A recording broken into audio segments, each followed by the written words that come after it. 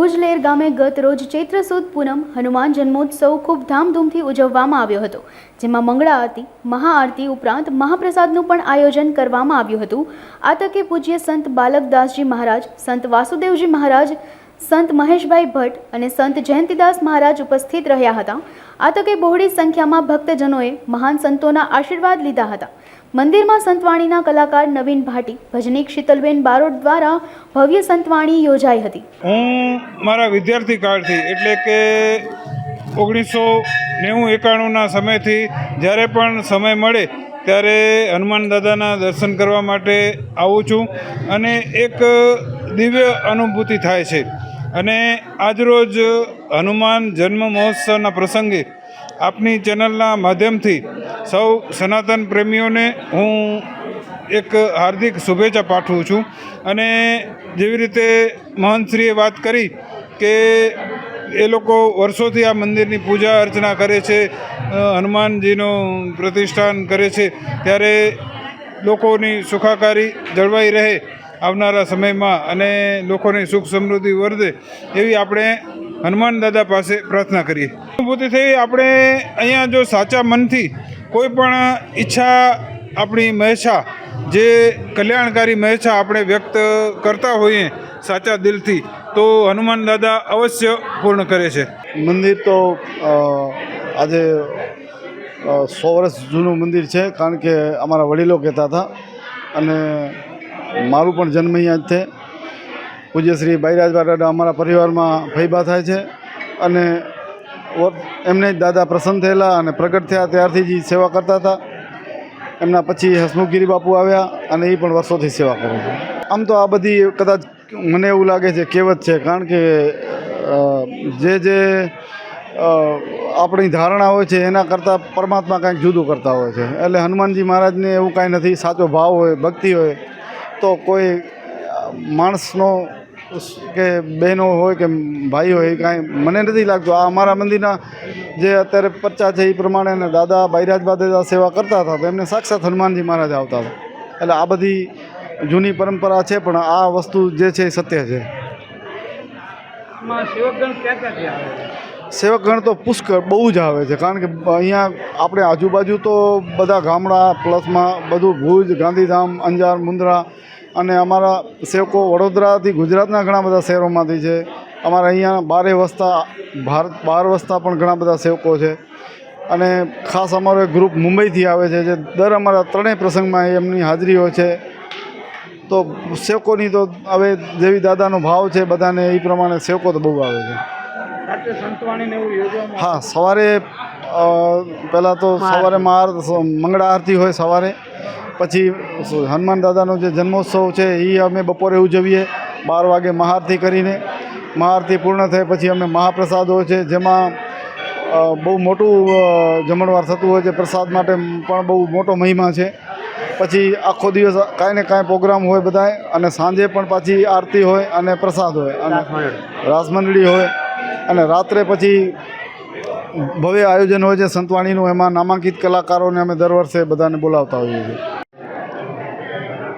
બાપુ, પેલા આપનું નામ ને પરિચય આપો। મારું હસમુખગીરી, ગુરુ ધંજાયગીરી। આપ લેર હનુમાને કેટલા ટાઈમથી જો ને એના શું પરચા છે એના વિશે જણાવો। એમને અમે 30 વર્ષથી જાઉં અને એમનો પરચો તો અપરંપાર છે। એમ દુખ્યાઓને દુઃખ માંગે છે, માનતાઓ લે છે, સફળતામાં જાય છે અને જે કાંઈ શ્રદ્ધા રાખે છે શ્રદ્ધા પૂરી થાય છે। અને અહીંયા દોરાનો મહિમા વધારે છે, બધાએ દોરો બાંધે છે અને સારું થઈ જાય છે। પણ જગત કહે છે, હાલો કદાચ હું કહું આપણે વખત નહીં તો બાબુ દોરો બાંધો સારું થઈ ગયું। અને અહીં કાંઈ પણ શરીરની તકલીફો, ભૂત પ્રેત કાંઈ નજર ફજર આ તે તો દાદાના નામ જાળો નાખવામાં આવે છે, અને જાળો નાખવાથી એમને બહુ સારું થઈ જાય છે। અને હનુમાનજીને હું માનતા આપું છું કે સારું થઈ જાય, દાદાને નારિયેળ વધારી જજો। હા, અને એના હિસાબે એકદમ સારું થઈ જાય છે। અને ઠંડીમાં બહુ ભીડ લાગે છે અને હનુમાનજી પ્રગટ થયેલા છે।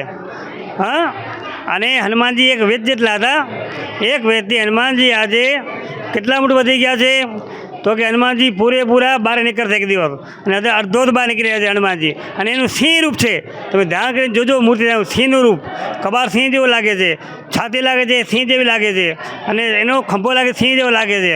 એટલે આમનું સિંહ રૂપ છે. અને અનેક શ્રદ્ધાળુઓ આવે છે. અને આ મેળો અમે વર્ષોથી કરી છીએ, 50 વર્ષથી આ મેળો થાય છે. દાદાની હયાતીથી આ મેળો થાય છે. મેળો બહુ મહિમા છે. અને પ્રસાદ લેવામાં આવે છે 2 ટાઈમ. પ્રસાદ લઈ ભક્તોને ખૂબ આનંદ આવે છે, અને ભક્તો ખૂબ ખૂબ ખૂબ ખુશ થાય છે. મંદિર કેટલા વર્ષ જૂનું છે? આ મંદિર 100 વર્ષ જૂનું છે.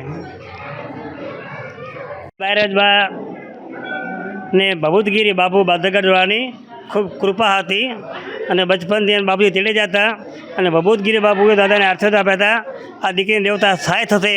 એટલે એ હિસાબે દાદા બાજુમાં હનુમાનજી સહાય થયા. એટલે હનુમાનજી સહાય થયા એટલા માટે સેવા પૂજા કરી શકતા હતા, અને એમની સેવા હનુમાનજી સ્વીકારતા હતા. અને અમારા જે ફુવા હતા ને હમીરજી ફુવા કહેતા, એ ઉપાસક થઈ ગયા શિવના. એ શિવની પૂજા કરતા, દાદા બાળકવાની પૂજા, હનુમાનજીની પૂજા કરતા.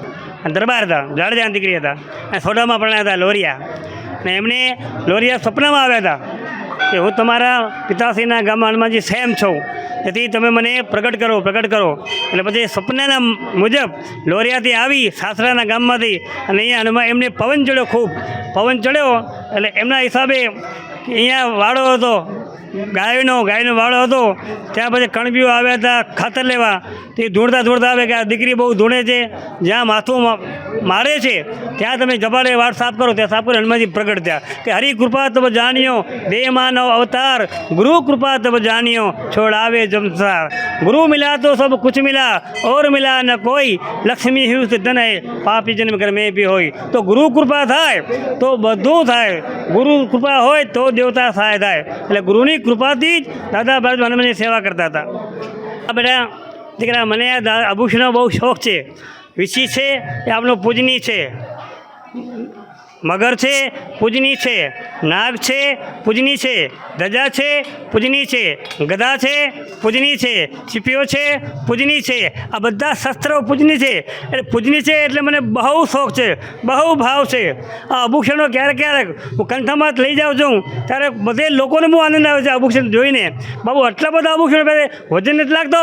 અને સાધુને વજન હોય જ નહીં, સાધુને લાગે, સાધુનો ભાવ છે. આ વજન આખો દિવસ મારા શરીર પર હોય છે.